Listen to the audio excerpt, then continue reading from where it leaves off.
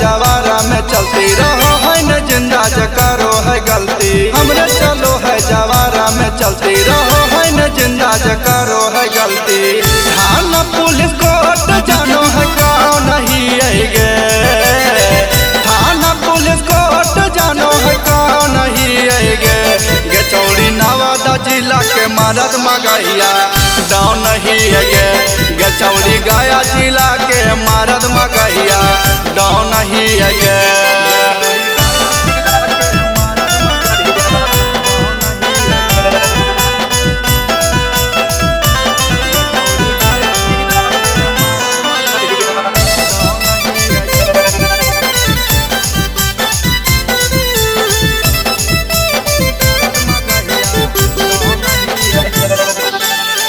इतना पहचान हम बनैले ही अपन गे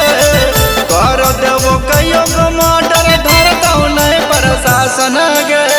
इतना पहचान हम बनैले ही अपन गे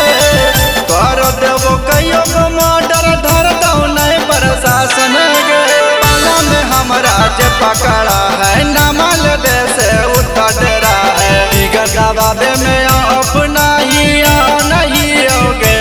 गचौड़ी नवादा जिला के मरद मगहिया दाव नहीं होगे गचौड़ी गया जिला के मरद मगहिया दाव नहीं होगे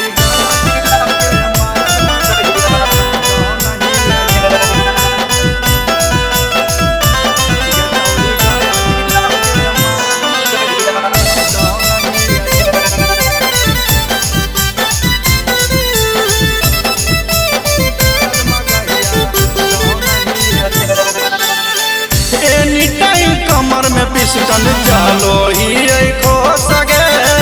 देख के सलामी करे बड़का बड़का बो सके एनी टाइम कमर में पिस्टन चालो ही खो सके देख के सलामी करे बड़का बड़का बो सके बोलते कवन है के करो काट गे 1 मिनट में कर दे पैसा रात गे राइटर गोलू अरिया उत्तम जाओ नहीं गचौड़ी जमुई जिला के मरद मगहिया दाव नहीं है गचौड़ी नवादा जिला के मरद मगहिया दाव नहीं है। Shivangi recording studio Rajgir.